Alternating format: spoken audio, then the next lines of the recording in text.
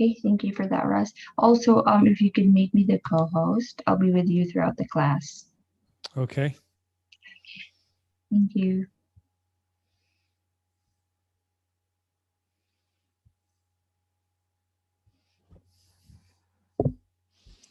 Got a few people, but I'll give them a few more minutes to wait. Okay.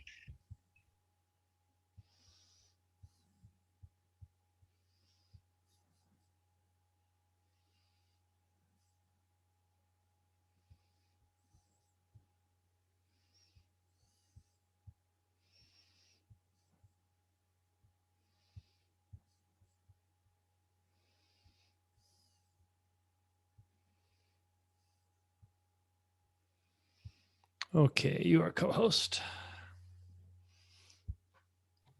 Okay, thank you.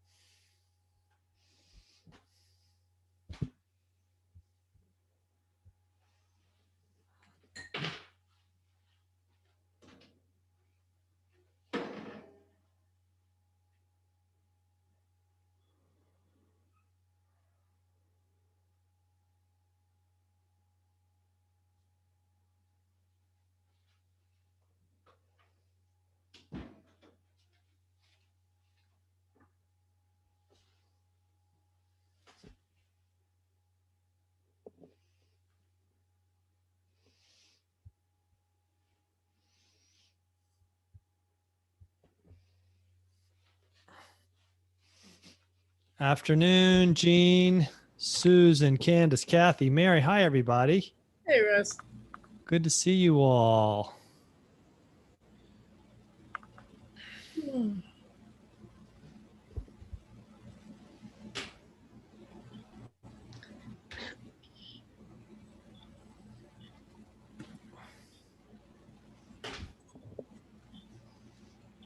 Hi, Pam. Your class this morning, Russ, and your points or your tips were really good. Oh, good. Good. We'll come back Thursday for maybe 10 more. I'm not sure I have 10 more. That's why I didn't say 10 more. I think it's might be 8 more. Hope so. Hi, Susan. And I'm welcoming Pam especially because this class came about at the request of Pam. You all should know that more than half of my travel classes that I do regularly now came about because learners requested them. And I said, that's a good idea. Let's do a class on that. So here we are.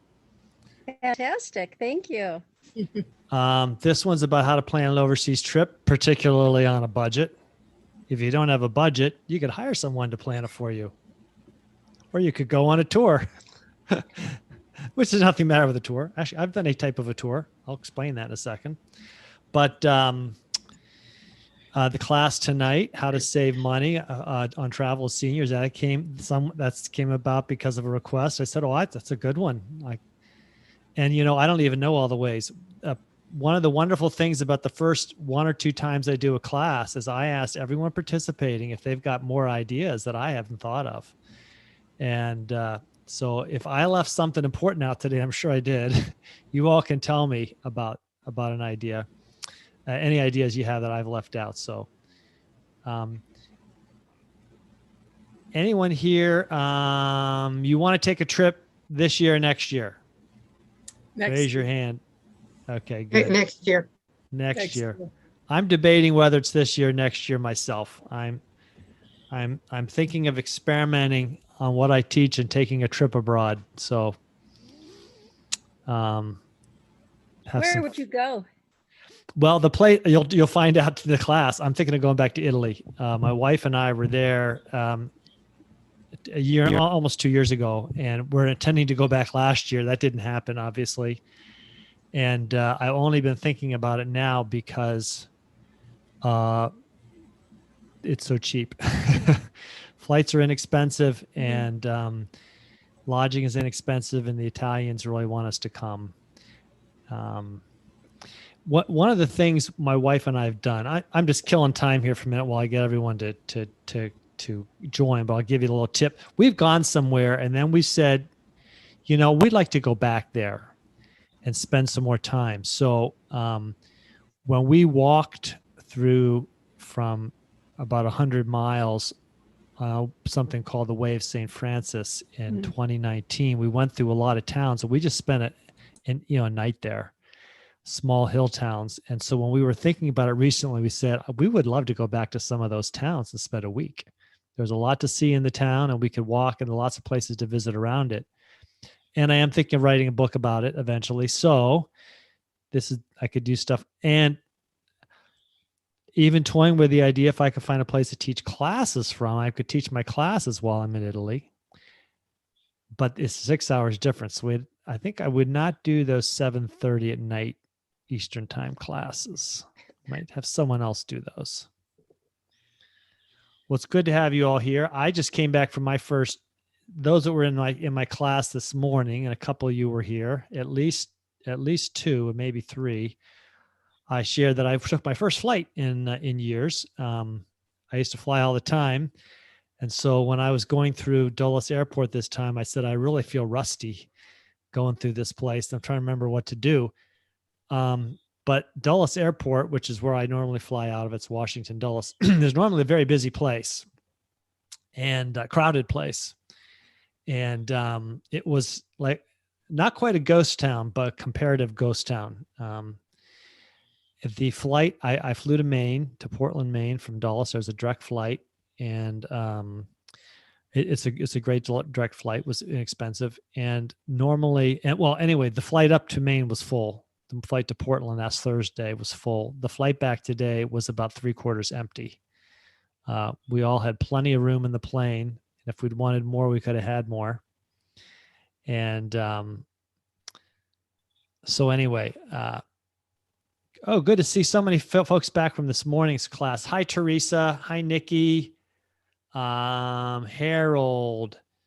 I think I greeted already. Susan and Abby, welcome. And welcome back. Kathy, Carolyn, welcome back. Petra, welcome. I think a lot of you have been in travel classes. Anybody, this is the first time you've done a travel class with me, you can put up a hand or a virtual hand. I think, Joan, great. I'm glad to have you here. Oh, great. Super. Travel classes are fun. Susan has her hand up. Susan has her hand up. This isn't her first travel class. Susan's been in a lot of classes. This is a great class. There's a test at the end, and you can't fail. I'm just kidding. I'll give you lots of information. You will get class notes with links that I mentioned in the class today, so don't worry.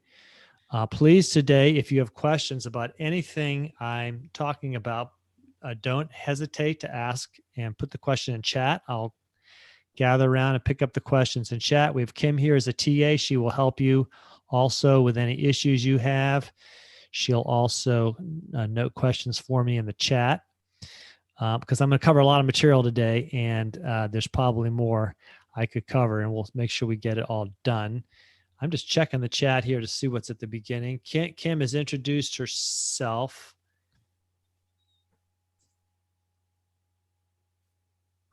Okay, so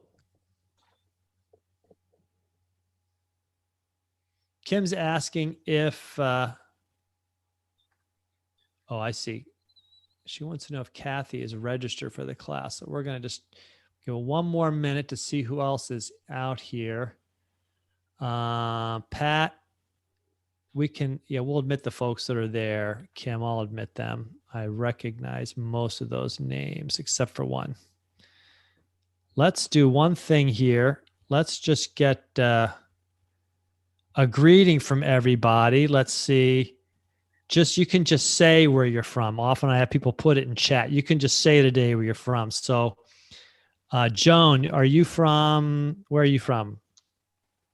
I live in Virginia in the DC suburbs, so I fly out Okay. of Dallas. You're not far from me. You know the whole Dallas story. Yes, it is Well, a I big just flew out airport. of National to Okay, Atlanta to finally get to visit my grandkids. very good. And Mary, I'm remembering Mary's from Gainesville, Florida, right? Very good. Very good. Pam is from Colorado. Nikki, are you from California or Washington? Yep, got it. California. Teresa is from Alexandria. Got it. Margaret, where are you from?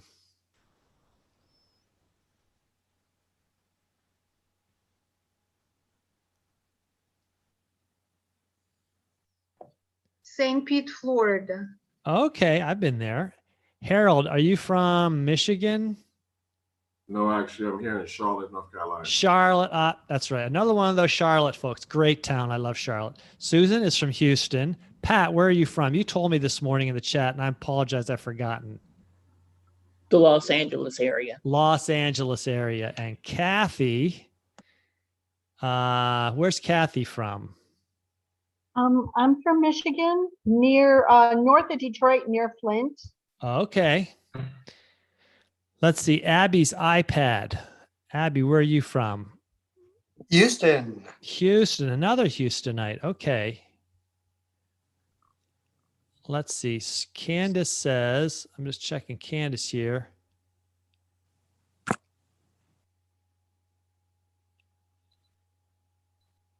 Okay, there's Apurva. Very good. We have Petra. Petra, remind me where you're from. Massachusetts. Massachusetts. And Candace, let's see. You're from where?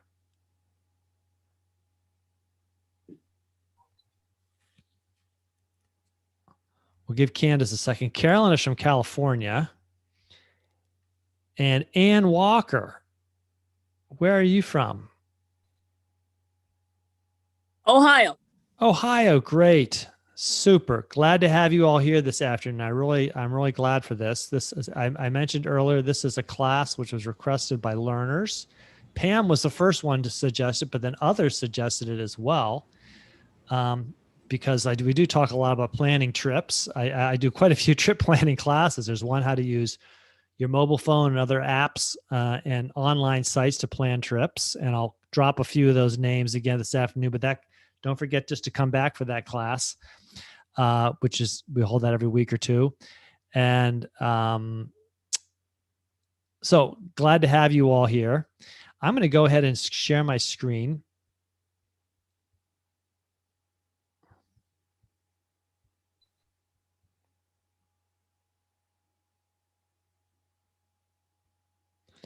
Okay, we've got something like traveling overseas on a budget. Does that make sense to everybody? Good. All of you other experienced travelers, if you think there's anything I've left out of this class or should suggest, please don't hesitate to let me know, because I'm sure there's more than I can share in one day, and I can always put extra in class notes. I'm your guide, Russ Eanes from Harrisonburg, Virginia, a writer, walker, and a cyclist. I formerly was a book publisher. I love to help authors shape ideas into books. I'm now a full-time guide with Get Set Up. I love all the energy I get from working with older learners. I am one of those older learners myself. I'm also an avid traveler. I've been to most of the lower 48 countries, and I've had 16 overseas trips. I don't consider Canada overseas. And besides, I've been there more time than I can count, because I used to have an office that from the publishing house I worked at was in Canada. I used to go there a couple of times a year. Get Set Up helps you learn all sorts of useful skills. And I think a lot of you are Get Set Up pros. You've done a lot of classes. If anybody here is new to Get Set Up, really glad to have you here. And there are lots of things you can learn. And there are lots of classes you can take. In these classes, we learn from each other. So ideally, we can see you and your cameras are on. You can request a recording after class of this class. And if anyone's joining by live stream, and we are live streaming today, the best way to participate is to join us and register for class, just like all the folks here who get to ask live questions. Lastly, Get Set Up's not paid to promote any specific products.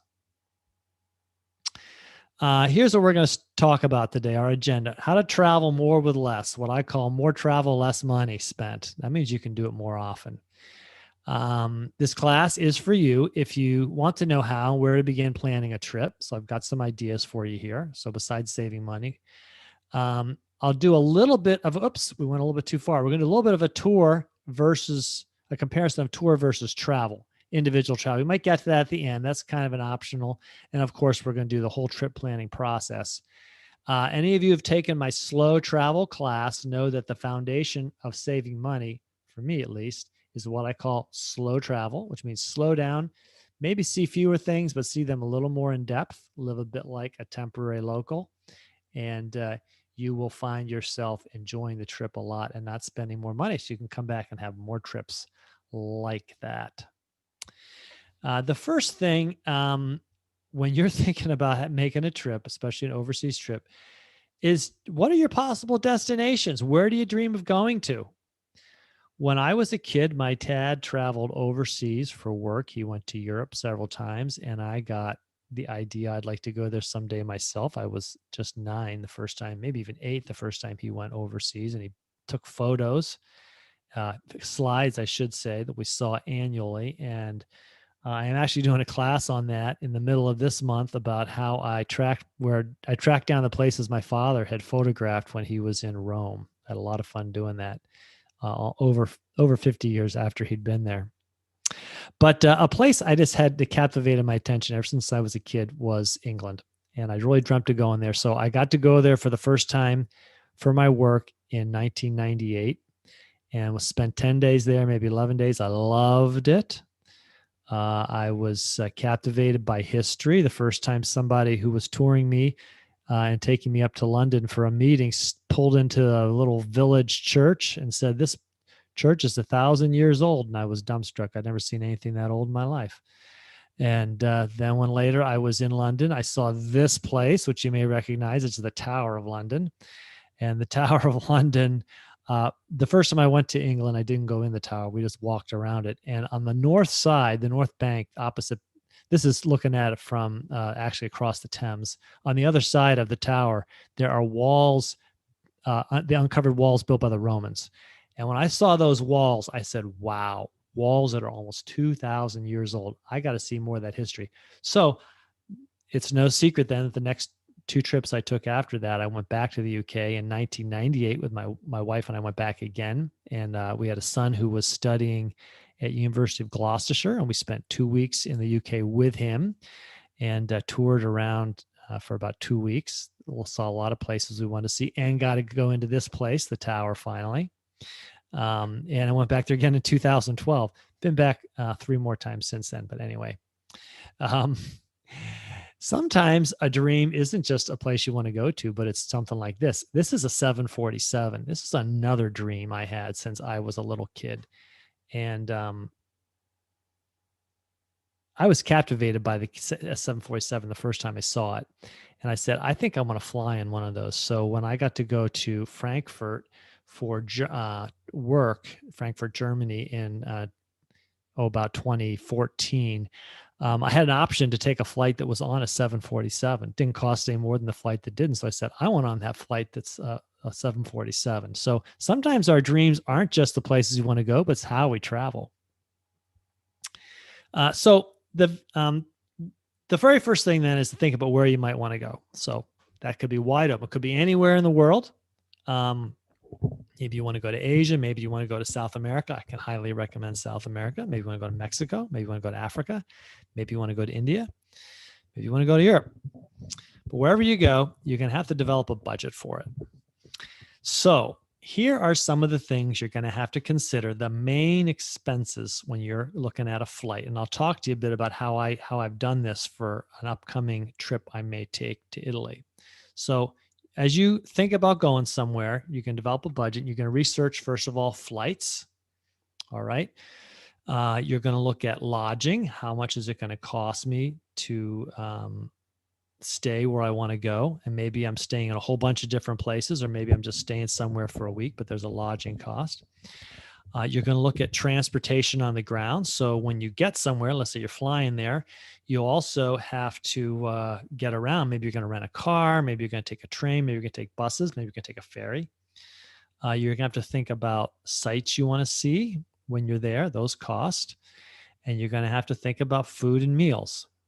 So these are the kind of basic breakdown of a budget for travel. This, by the way, is a place called the Seven Sisters. This is on the south coast of England, southeast coast. You probably heard of the White Cliffs of Dover. Well, if you keep on going a couple hundred miles farther west from the White Cliffs of Dover, you come to the Seven Sisters, which the south, all of southern England is white chalk underneath the surface. And when it finally meets the sea, it just produces these fabulous cliffs that erode at the rate of about 1 meter per year.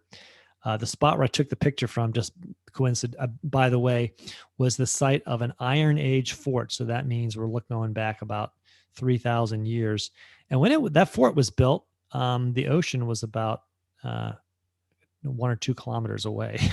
So that 1 meter a year of erosion adds up over centuries. So you're going to have a budget, but you're also going to have some other considerations. And I want to mention these. We might need to come back on some of these as we plan our budget and our trip. But for example, where you want to go, is there a slow or a busy season? You know, well, they sometimes call those the high season, when most of the tourists are there, or off season, when there aren't as many tourists there. Costs can vary a lot. They could be much, much higher in the high season. Things will be more crowded. So wherever you're dreaming of going, find out when the slow and the busy seasons are. So for example, in the UK, one of the best times to be there is June, July, and August, because it's warmer and the days are long. The days in the UK are very long in the summer. I mean, the sun comes up super early and goes down way late at night. So if you want to spend the day sightseeing and seeing things, you got a long day to do it. But other places we've gone, I've gone to Germany in the fall, where things were slower in October and things were less expensive. Another thing to keep in mind is not just a slower busy season, but are there local events that are going on? So for example, if you want to go to, my wife and I went to Munich in October, and we went after the Oktoberfest. During the Oktoberfest would have been very difficult to find lodging, and it was very expensive. Fortunately, we were there about 2 weeks afterwards, and it was a lot less expensive. These are things you need to research if you want to go somewhere. Also think about currency exchange rates. I've taken 6 trips to the UK, and the currency has fluctuated wildly over those 6 trips. So when I was there in I actually don't remember what it was in 1998, but when I was there in 2008, a £1 cost $1.96. That's a very expensive exchange rate. When I was there in 2012, it was about $1.56. And when I was there in 2016, it was about $1.40. But here's an interesting thing. I happened to be there in 2016 when they had the Brexit vote. And the day after the Brexit vote, because they said they were going to be leaving the European Union, the pound fell. It just like a stone. You could get a pound for $1.25. So in other words, the rates went from $1.41 to $1.25. That's a pretty big drop. I actually went to an ATM that day and got a bunch of pounds. Didn't know if I'd need them. I'm like, that's a really good exchange rate. I think I'll get them today. But this is something it's important to know when you're traveling, because often when you go places and you see prices in euros or prices in pounds, it's important to know how that's going to translate into dollars. Curiously, when I was in England in 2008, when the exchange rate was really high, a lot of prices were lower than they might have charged some other times, because they were aware that the pound was so high. You also want to research weather. Is there a rainy season where I'm thinking of going? I'm dreaming of going.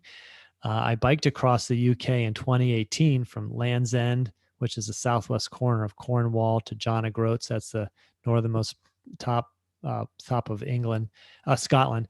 And I brought along lots of rain gear because I was expecting, 2 weeks of biking to get rained on.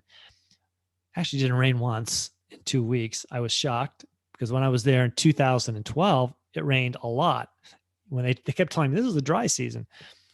But research weather and find out what it's supposed to be like. I can tell you from having been to Germany 3 times in October, it's always pretty gray in October. I remember very few sunny days. Another consideration is if there's sites you want to see, there's going to be an entry cost to that. So you might want to check some of that out in advance. When we were watching the Rick Steves video, about traveling to art museums in Paris, he recommended that you get a museum pass that lets you skip the lines of people waiting to get into the Louvre. I think was the example he showed. These are things you want to research. There are, by the way, some places that are free certain days of the month.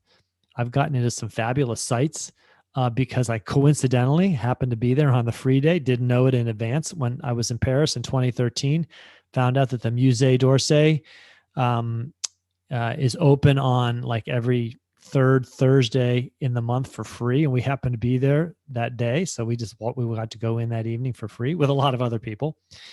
Same thing happened when I was in Rome in 2019. My wife and I were there on a Sunday afternoon and found out that you could walk through the old Roman Forum for free that afternoon with a lot of people, but we got in for free. That was nice instead of paying £20 each or something, or 20 euros each or some entry fee, something like that.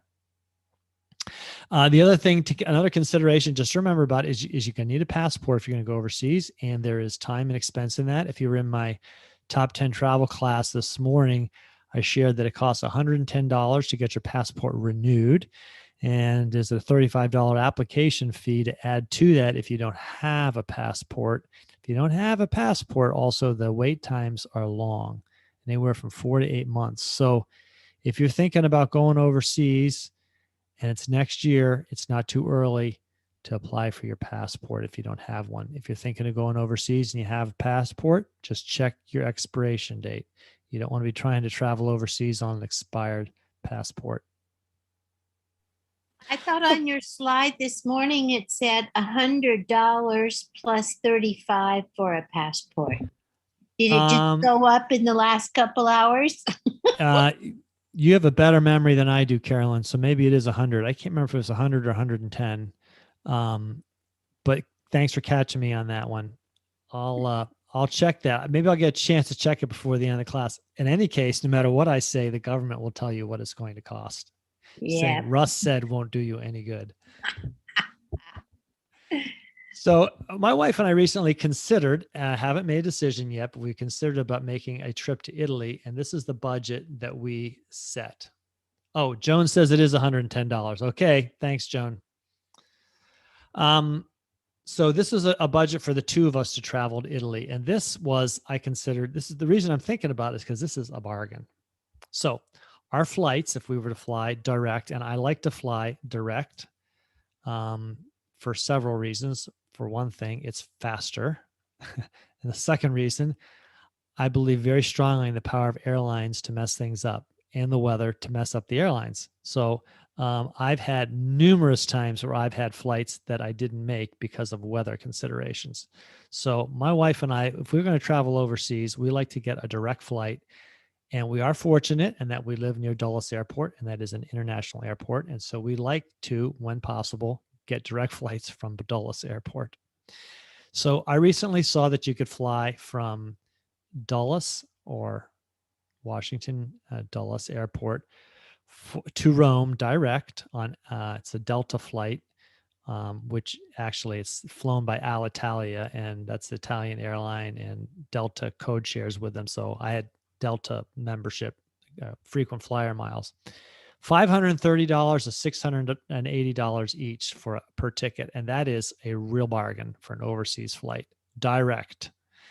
Why $530 to $680? Well, it depends on what kind of ticket you get. You have to investigate the airlines.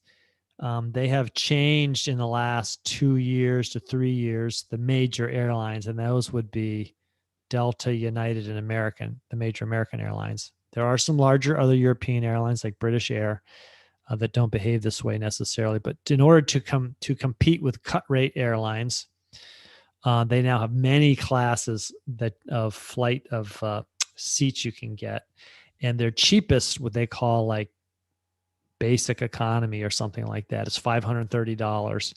And if you get a classic economy, it's $680. And there are some differences, obviously, between the two besides the price, like whether or not you can change the flight, whether or not you can choose your seat or not, and whether or not you can carry on or get a checked bag. Susan, did you have a question about that or comment? Not a question, but just a comment that often the days of the week you want to travel make a difference too. Usually Tuesdays and Wednesdays are the flights are cheaper than they are on the weekends and so forth. That's right. That's right. We'll come to that. I'll show you how to look at a flight grid and see that different days of the week matter. That's right. So this is actually flying on a Saturday of all things, on the weekend. So for some reason, it's less expensive to fly on a weekend. I don't know why. We also found lodging, some places that we know because we had stayed there for just one night. And then we found that we could stay there for $500 a week. These are apartments coming out. So that comes out to somewhere around $70 a night. We thought that was a really good deal. We also reckon that our local transportation to take trains and buses around, we're not going to rent a car, would cost us about $120. And if we want to eat out once a day, would cost us about $20 for an inexpensive meal. We like to eat out lunch when it's less expensive. Sometimes we eat out during the supper. We also like to, because we like to get we always get a guest apartment with a kitchen. So we like to go out and buy our own groceries at the store. And we figure that's about $15 a day. Sites we might want to get into that are going to charge admission. I put down about $50. I don't know if there's a lot we're going to do that. So the total for 2 weeks is going to be about $2,500 to $2,800 for the two of us. And I consider that to be a bargain. When we went to England in 2008 for the first time, my wife and I traveled with our son who was already over there. And granted, we did have to do a lot of triple rooms, which are a little bit more expensive than a double room. We spent close to, I don't know, somewhere between $4,500 and $5,000 on all the transportation, which was flights and car rental and gas and admission to sites and lodging and bed and breakfast, all the costs. We had to eat out a lot because we were staying in bed and breakfast. Was not quite double this, but close to double this. So this to me is a bargain. What I like about this is that we could do this again. This is it's not a once in a lifetime shot. I think of this because I met someone last year who told me he was planning to take a trip with his wife, and they were going to go on a tour to visit some old family sites in the Ukraine.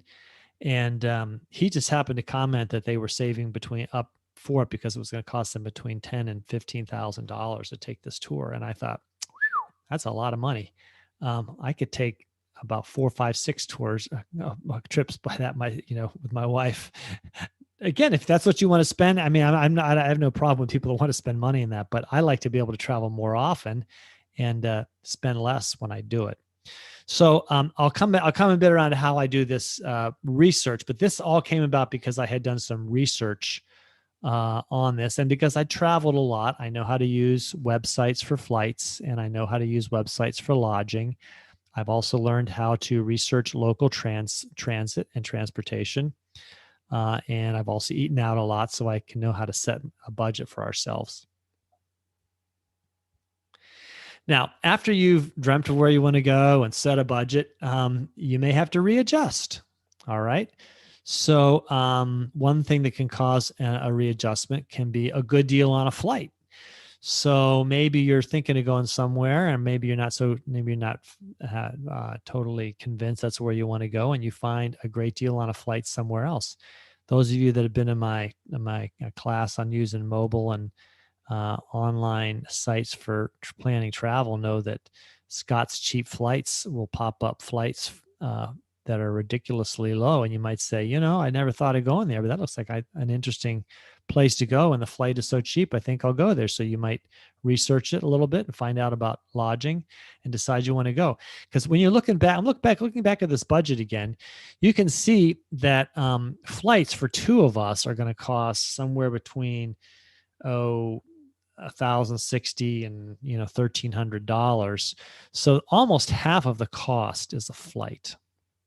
And that's why when my wife and I travel, we like to stay longer, because if that's so much, if the flight costs so much, let's spend more time there. You know, a week is too short. And I will also say, if you're planning on going somewhere to Europe where you're going to take a red eye flight and you're going to have jet lag, a week's tough because you're going to be almost over your jet lag before you start thinking about coming back to the States. Just check the chat here first, see if there's a question in there. Yes, Pat asked, it's called Scott's Cheap Flights, and I will put that in the notes. It's a email service. It costs $49 a year to join, but you get almost every day an email telling you about some cheap flight that Scott has found somewhere, and he's highly regarded. There was a great article on him in the Washington Post travel section a few weeks ago. Hey, Russ, the $100 was for the global pass. That was what I was remembering. That's right. Thank you, Carolyn. Thanks. Thank you, Carolyn. Some other things to readjust is, if you think that your budget is too high, you could look at other options for lodging. So my wife and I, the first couple of times we stayed in bed and breakfast, and that cost us more for both lodging and meals. And that's why after that we said, let's just stay in an apartment somewhere for a month. We've used Airbnb, but especially booking.com to find less expensive lodging with kitchens, sometimes even laundry facilities. Well, actually, they usually have laundry facilities. Other things that you can readjust are the types of local transportation options. You know, are they what they cost? Speed costs, but sometimes it's worth it.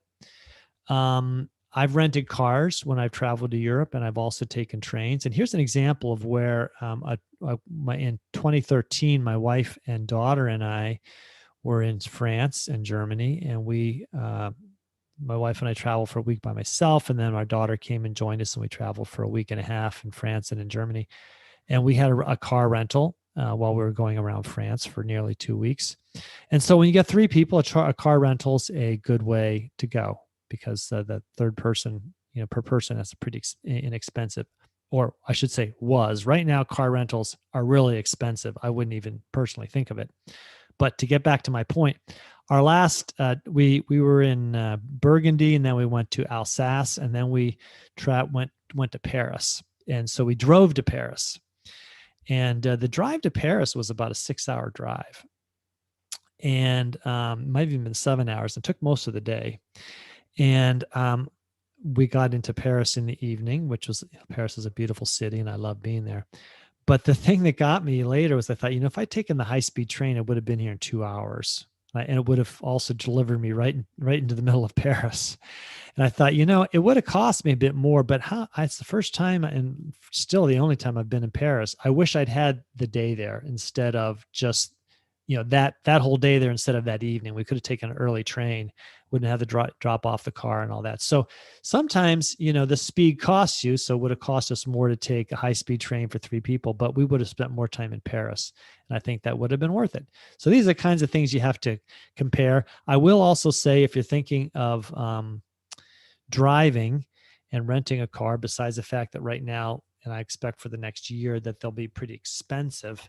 Another thing is that if you're the driver, you're sort of working while you're driving. You're not sightseeing. The other people in the car are sightseeing. So if you're the one who really wants to do the sightseeing, you might think about a train. I like trains and buses. Actually, you get to see a lot from them, and that's become my go-to method of touring when I've been in Europe and also in South America. I'm going to go to Mexico next year, and I'm hoping to do it also in Mexico. Did you have another comment, Susan? I did about the driving too. It's good to remember that automatic transmissions are not as prevalent in Europe as they are here. And so if you don't know how to drive a stick, that's a consideration. And they charge you more for an automatic transmission. They're less available. And even though I've driven in the UK quite a few times, I would never again choose to do it. Ireland maybe, but not the UK. It's just too much driving, and you can't enjoy the countryside. Driving on the other side and going through roundabouts is a stressful experience. Just to mention some of the sites for trip planning, and you'll get these in your notes. Those that have come to my class on using the internet websites and travel planning apps know about Hopper and Google Flights. These are places where you can research air flight costs, and also Hopper will give you notifications when a flight cost has dropped. Hopper is an app only on your phone. You can't use, there isn't a website. Google Flights gives you a matrix of flights, and if we get a moment, I'll also show you that. I'm a fan of booking.com. It's not the only one. There's many places you can go to get find lodging reservations, but I like it because it mixes up hotels, bed and breakfast, guest apartments, sometimes even a room.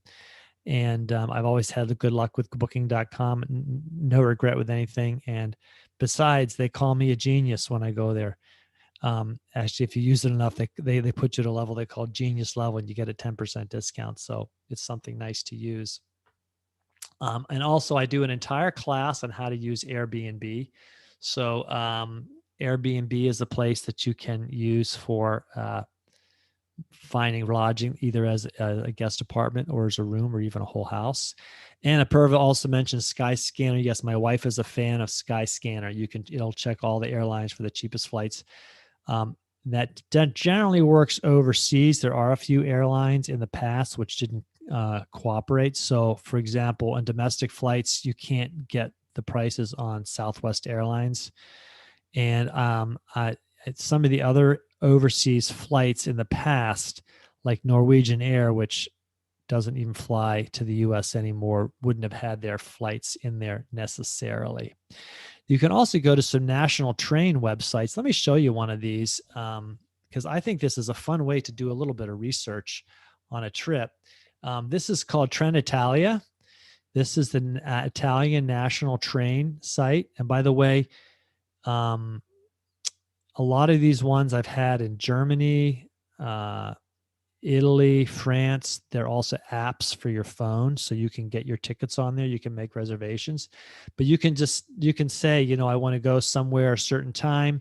You put in your 2 train stations. This is where you have to do a little bit of research, because I put in Roma, which is Rome, and I had to know which train station went to Spoleto, and it turned out it was Termini, which is the main one. And I put in a date, but I'll go here and I'll change the date just for fun. We'll do a one-way. Let's see if they give us on the 16th, which is next week. Oh, well, what the heck? Let's do 2 adults. And I want to go from Rome to Spoleto, and it's now telling me in Italian that there was an error. So we'll go back and we'll do that again. It's possible that my error is that I haven't got a date far enough out in the future. So here we go. Rome to Spoleto. I'll put a date in here. Let's just do July 8th. And let's see what happens when I go for a search. Okay, here are all the prices and times to go from Rome to Spoleto. Spoleto is kind of a famous town for arts. And here's the duration of the flight, 1 hour 21. By the way, if you go to Europe, as in most of the world, you have to get used to military time, which is 24-hour clock. I actually have some things like my cell phone is set for this, so that and all my calendars, so that I've learned how to use. I know that 16:02 is 4:02 in the afternoon. So you can scroll down here and you can find different costs. So you can see it only costs about 9.3 euros. That's a pretty good price. That's about $12 or $13. And I'm also looking at the different trip durations. So the first one, leaving at 3:25 in the afternoon, takes 1 hour 21 minutes. Looks like they all take anywhere from 1 hour 21 to 1 hour 40. This one takes 1 hour 50, and it's got a change in it. That means you're gonna have to stop at one train station and change to another. So what's helpful here is, let's say when my wife and I, because this is part of the trip we're planning on going to Spoleto, very first place for a week. And so I thought, okay, well, how do I get there? I was pretty sure I have to go to Roma Termini, which is the main station. And it's telling me that in the afternoon, I can get a train at 3:25 in the afternoon. It'll take an hour 21, and it'll cost 990 euros per person, which is very reasonable. That gives us an idea of our budget. And I've used a site like this in Germany, in France, even in Spain, just to research the different possibilities of going from one place to another. You could put in here, let's say you want to go to Florence. Let's see.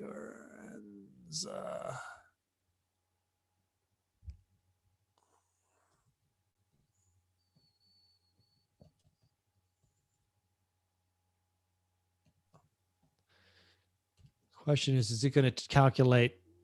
Okay, it's got Florence in there.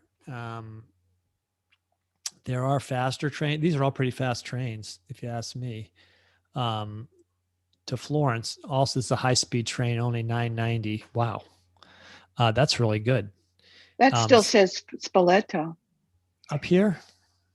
No, in the Roma Termini to Spoleto. You're right. It does. Schedule. You're right. It does. Probably try Firenze. F-I-R-E-N-Z-E. Yeah, let's try Firenze. No, it's F-I-R-E-N-Z-E. F-I-R. F-I-R-R-E-N-Z-E. Firenze. Firenze. Mm-hmm. Okay, all stations. There we go. Thank you. In Italian, FI is the same as FL. So now these are very different. This is a 3 hour and 46. So this is a slower train. And it's going to cost 21.75 euros. And this is the faster train, 1 hour 36. So you could look at it and decide whether those 2 hours in Florence are worth the extra 21 euros for you. So that's the difference between a high speed and a slower speed train. So this is a great site. It helps if you do a little research. So for example, I go to used bookstores. I'll show you these when I stop to share. I go to used bookstores, and I buy up old travel guides for $1 or $2. And I'll show you some of my favorites. And there's some things about travel guides which are very dated, so you need to watch out. But there's some things about certain travel guides that are not dated at all, and you can buy older ones. So those are just some examples of sites that you can use for when you're planning a trip. There are also a few more options that you can think about if you want to do overseas travel. You could find out what a tour would cost. In 2019, I went with a friend on a biking tour, 2 weeks across England, 1,000 miles from Land's End to John O'Groats. We biked about 70 miles a day with a group of 28 people. And he and I have been talking about taking this trip for years. And of course, we were originally thinking, well, we'll plan the trip ourselves. Well, he went online. He found out that we could join a tour for just a little bit more than we could do it for ourselves. And the tour group hauled our stuff every day. And when we got to our destination in the afternoon, our bags were in our room. And they also gave us breakfast and lunch with the tour. And they also gave us snacks along the way, and they helped us if there were bike problems. And we said, that's a bargain. We're going to do that tour. So sometimes look at a certain tours might depending where you want to go, might be as good a price as you could come up with yourself. Another thing just to remember is, what would you be spending at home? So if you're going to stay home, remember you've got food and other costs. So if you're going to spend food going overseas, that is an extra cost, but you'd be spending food at home. That's why my wife and I look at it. And there also are some alternatives, and we've talked about some of these, like Home Exchange, or there's one also called Workaway, which I'll do a class on sometime, which are sites where you can get lodging. I mean, Home Exchange, you basically trade your home with someone else. And if some of you have very desirable locations for people to go to, and I can think of some of you that just might, you can go where they are and they can come where you are. And that only costs $150 a year to join. And so if you find a good match in a Home Exchange, that's almost free lodging. There also, and Workaway is a site where you, again, have to join, but you can go work for someone at a place, like let's say an organic farm, or maybe a place that needs handyman work or teaching or touring. I know someone who did a Workaway at a bed and breakfast, And they worked in the mornings and they had afternoon and evenings all to themselves. So they got free lodging, free room and board, and all they exchanged was like half a day's 4 hours worth of work, which they said, by the way, was fun. So those are options that you can look at. These are things that are all good to learn about and to keep in mind as you start to dream of travel, and it gives you good comparisons for the type of budget you might develop. So that's my travel planning process. And I shared with you about a potential trip to Italy. I had not been thinking about doing that this year. I pretty much said that's off the table for 2021. I was planning on going in 2020 and that didn't happen. And I was thinking about forgetting 2021. But when I saw the cheap prices, I got thinking twice about it. Something my wife and I love are these Eyewitness travel guides by the DK, Dorian Kingerly Publishing Company. And they have these for like, this is Italy right here. And then I have one that's just Rome. And I picked these up in used bookstores. This one cost 75 cents. And this one cost $1, though maybe on a sale day, it might've cost me 50 cents. There's certain sale days where some things are half price. And I don't care that it's out of date. I mean, this one right here, the one on Italy is dated 2000. So it's 20 years old. But the maps and the history in this have not changed in 20 years. And the train routes haven't changed in 20 years. So when it comes to some of the current things that like the prices of hotels or which places might be open or recommended to stay, well, I don't look at those. I ignore those. Instead, this is great because it's got color photos, it's got maps, it's got detailed maps of cities, it's got little out of the way sites that you might not know about. When I went to the UK in 2012 with my youngest son, we went for the wedding of one of my nephews. I had read in one of these DK travel guides about a Saxon church in near Bath. Bath is a town in southwestern England. And I read about a church that was in a town maybe 10 miles away that was from the 600s. I thought, well, that would be cool to visit. And I'd seen the picture of it. And so one day my son and I grabbed bikes and we biked over there for the day. I mean, I think it might have been closer, maybe been like 5 miles. So I think our round trip on bikes was, and we biked along the towpath of a canal, an old canal. So it was totally off-road and no hills from one place to the other. So I love the photos, the little travel tips, little history tips. I'm big on history. I love the travel to discover history. And so again, these travel guides, you can actually, if you want to go to Amazon, you can find them probably for $1 plus shipping. So that's $5. But I go to used bookstores in town. I bought nearly all mine. And again, doesn't matter to me that they're out of date because the stuff I'm looking for about culture and history hasn't changed in 20 years. If you want something more up to date about places to stay or where to go, keeping in mind that COVID-19 has changed everything. So if you're going to, up to date information might be from like 2019. Rick Steves' travel guides are really good. I highly recommend them. He also gives off the beaten path places to go to and look at. And I found that very helpful. I find his guides very helpful. Lonely Planet has good guides. Frommer's, Fodor's, they're all good guides. So some of the others like Lonely Planet, Fodor's, Frommer's, they tend to emphasize a lot the best hotels, the best places to eat, which is fine. But I want to know more about history, and I'll find something to eat wherever I am. So questions that have come up from the class today or suggestions. Let's see. Susan, you gave me a suggestion and I'm now forgetting what it was, your last suggestion. You're muted. Are you talking to me? Yes. You gave me a couple suggestions. Okay. One was about the car. Oh, the car. Yes. That's a good thing. The car. And one was about the days of airline travel. Right. Yeah. Yep. Airline travel can vary a lot. And we probably don't have time to look at that today. But if you have a Google account, which if you have a Gmail account, you have a Google account. If not, you get one because they're free and you get 15 gigabytes of storage, by the way. If you want to do travel planning, get a Google account and make a Gmail and make it just for travel planning. And there's an app they have called Travel. And if you go in there and you click on Travel, there's an option, you know, we'll take a second. I'll show it to you. Why not? Right. You go into do a quick share here. Okay. So we're into a Gmail account. So I'll just do this one right here. So this little thing up in the upper right-hand corner, can you all see this? It's got like 9 dots. I'm circling around it. We call that the waffle. If you scroll down there, there's one of their apps. They have 34 apps. One's called Travel. And if you click on Google Travel, you've got all sorts of things here. Explore, things to do, flights. So let's say you want to do flights. You click on flights. And let's put in there that same one that I had. Let's put IAD, which is Dulles International Airport, to Rome, Italy. Okay. And I'm going to put in there the same dates that I'm going in. Okay, now look what it's done.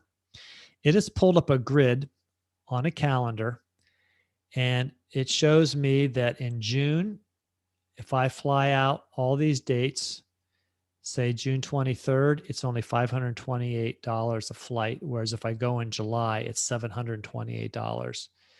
And if I advance the calendar into August and into September, it's starting to find flights for me again. Here it's finding one for $635. So you can see right now, honestly, if you want a good flight, if you want to go to Rome right now, it's not a bad price, $528. And if you put in the first date you want to go, and then let's say the date you want to come back, let's do the 8th. You put that in there and then hit done. It'll give you all the possibilities, and it'll show you the airlines that you can take. One of those was like double between one day and the next day. Yes. So this one right here is a Delta. Okay. Delta flight, 2 stops. Here's an American flight that's 1 stop.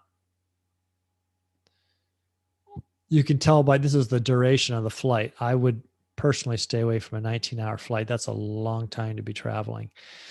I'm just showing this real quick. This is how you can use Google Flights. So you can get different, it shows you in a grid.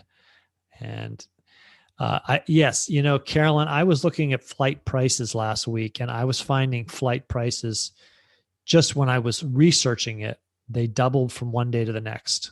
So my flights, which I quoted to you at $530, the next day, I think that was on a Wednesday, and Thursday I looked at the same flight.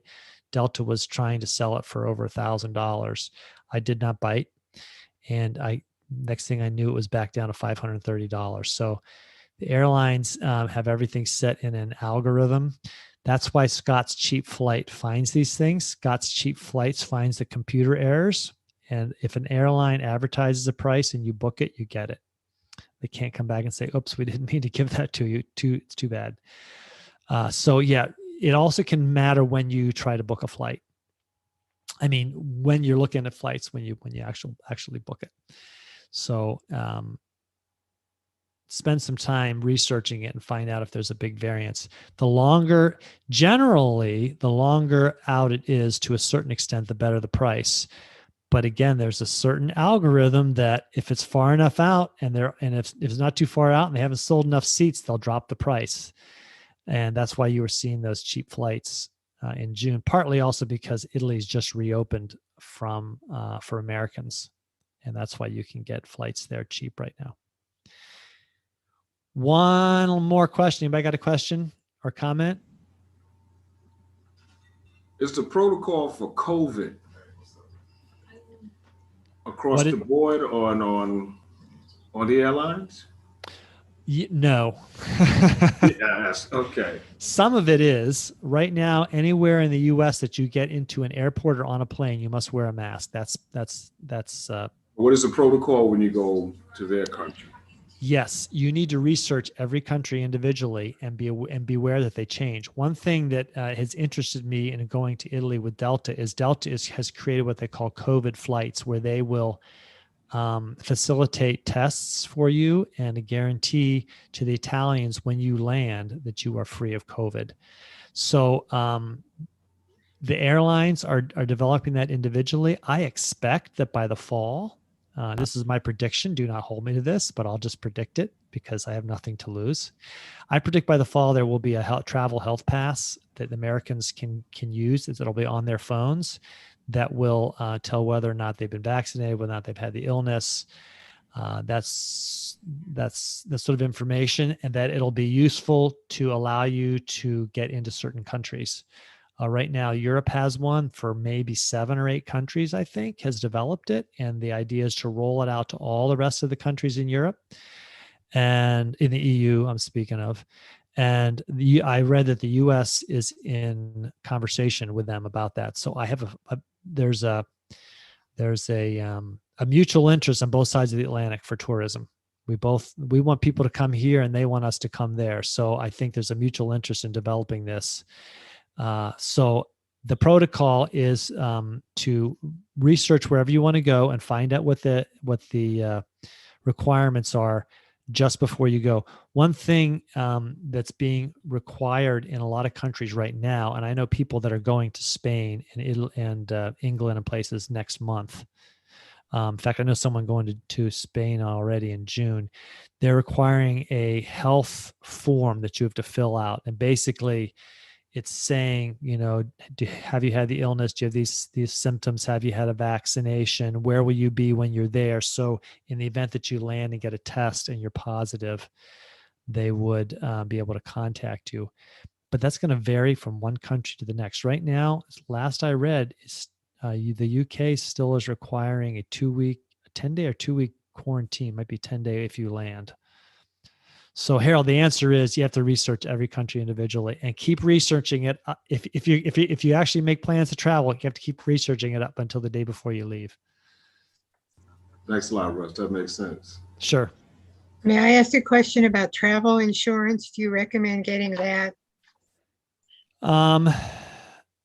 Yes and no. I have had it and I have not had it. I have had it when I wanted insurance mostly for a flight change, when I knew that I was far enough out and there was a chance that something would interrupt it.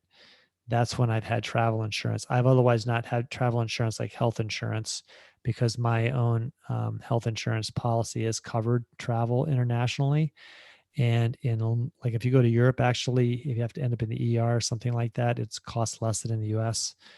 So I haven't necessarily gotten travel insurance, but I've had it sometimes for flights. There are certain kinds of, sometimes when you buy a ticket, you can get offered that insurance. Read carefully what it covers and what it doesn't cover.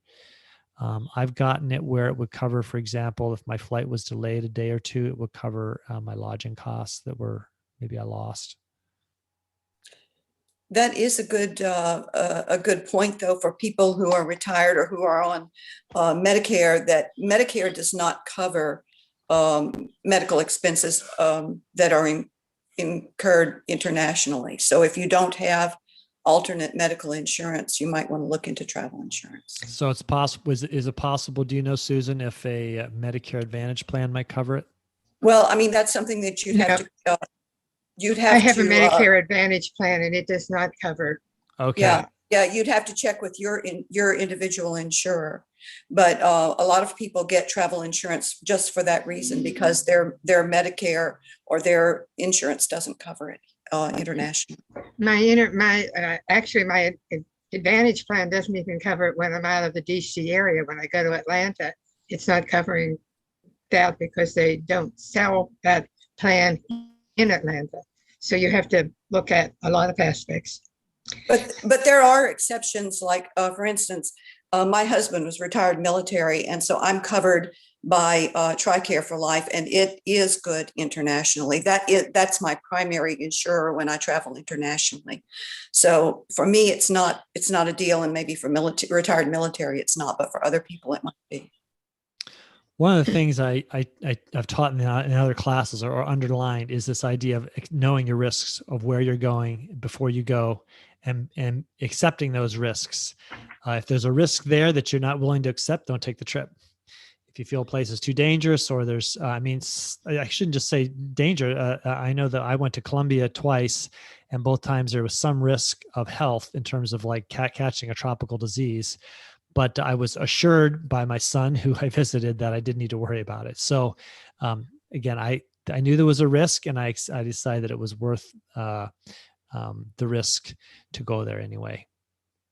Well, On thanks for Medicare, being. Russ, on Medicare, I have a supplement. It's not an Advantage plan because I have the original Medicare, and then you buy supplements. Yes. And I'm wondering if the supplemental insurance, even though Medicare doesn't, if supplemental would. I'll have to check.